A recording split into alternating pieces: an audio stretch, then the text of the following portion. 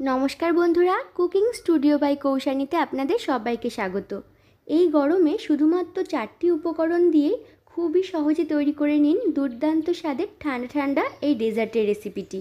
আর এই ডেজার্টটি কিন্তু কোনো রকম পাউডার মিল্ক, ক্রিম বা কনডেন্স মিল্ক ছাড়াই খুবই সহজে তৈরি করে নেওয়া যায়। আর এটা খেতে এতটাই টেস্টি হয় যে একবার খেলে কিন্তু বারবার খেতে ইচ্ছে করবে। তো রেসিপি তৈরির জন্য প্রথমেই আমি এখানে একটি বোলের মধ্যে নিয়ে নিয়েছি 1 কাপ মোটা দানার সাবু। এখন এই সাবুটাকে ভালো করে ধুয়ে নিয়ে 2 কাপ জল দিয়ে ভিজিয়ে রেখে দেবো প্রায় 1 ঘন্টা। এরপর গ্যাস ওভেনে একটি কড়াই বসিয়ে এর মধ্যে দিয়ে দেবো 1 লিটার দুধ।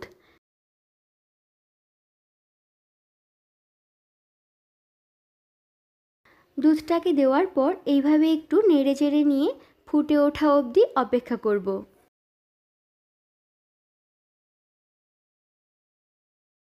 দুধটা ফুটে উঠলে হাফ কাপ চিনি দিয়ে নেড়ে চেড়ে মিশিয়ে নিতে হবে। এই সময় গ্যাসের ফ্লেম মিডিয়ামে রাখতে হবে আর অনবরত দুধটাকে নাড়াচাড়া করার দরকার নেই। কড়াইয়ের চারিপাশে যে মালাইটা জমবে মাঝে মাঝে এইভাবে খুন্তি বা স্প্যাচুলার সাহায্যে একটু ছাড়িয়ে দিতে হবে। আর এইভাবে করে দুধটাকে ঘন করে নিতে হবে। এই রকমভাবে দুধটাকে জাল দিয়ে নিলে কিন্তু কোনো রকম পাউডার মিল্ক বা কনডেন্স মিল্ক দেওয়ার দরকার হবে না, এমনিতেই একটা ক্রিমি টেক্সচার চলে আসবে। আর এদিকে সাবুদানাগুলোও সুন্দরভাবে ফুলে গেছে। এখন এগুলো একটি স্ট্রেনারের ওপর ঢেলে জল ঝরিয়ে নিয়ে অল্প অল্প করে এইভাবে দুধের মধ্যে দিয়ে 2 থেকে 3 মিনিট ফুটিয়ে নিতে হবে।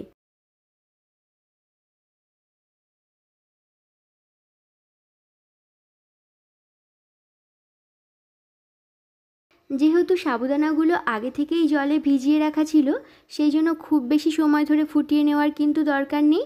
2-3 মিনিট এভাবে একটু নেড়ে চেড়ে জাল দিয়ে নামিয়ে নিতে হবে। এবার এটা ঠান্ডা করে নিয়ে ফ্রিজে রেখে দেবো প্রায় 2 ঘন্টা। এই সময় দুধ সাবুর মিশ্রণটি একটু পাতলা মনে হতে পারে, তবে ফ্রিজে রেখে পুরোপুরি ঠান্ডা করে নেওয়ার পর এটা কিন্তু অনেকটা ঘন হয়ে যাবে। 2 ঘন্টা পর এটা ফ্রিজ থেকে বার করে নিয়েছি আর দেখুন মিশ্রণটি কতটা ঘন হয়েছে আর এর মধ্যে কিন্তু একটা ক্রিমি টেক্সচার চলে এসেছে। আর আমের এই সিজনে ডেজার্টটির মধ্যে যদি পাকা আম দেওয়া যায় তাহলে এটা টেস্ট কিন্তু দ্বিগুণ বেড়ে যাবে। সেই জন্য আমি 2টো পাকা আম নিয়ে নিয়েছি। একটা আম মিক্সিতে পেস্ট করে নিয়েছি আর একটা ছোট ছোট টুকরো করে কেটে নিয়েছি। এখন এগুলো দুধ সাবুর মিশ্রণের সঙ্গে মিশিয়ে নিলেই কিন্তু রেডি ঠান্ডা ঠান্ডা ম্যাঙ্গো ডেজার্ট।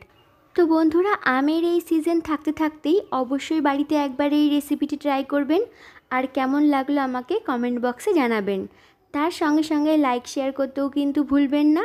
যারা ইউটিউব থেকে দেখছেন তারা প্লিজ আমার চ্যানেলটিকে সাবস্ক্রাইব করবেন। আর যারা ফেসবুক থেকে দেখছেন তারা প্লিজ আমার পেজটিকে ফলো করে পাশে থাকার অনুরোধ রইল।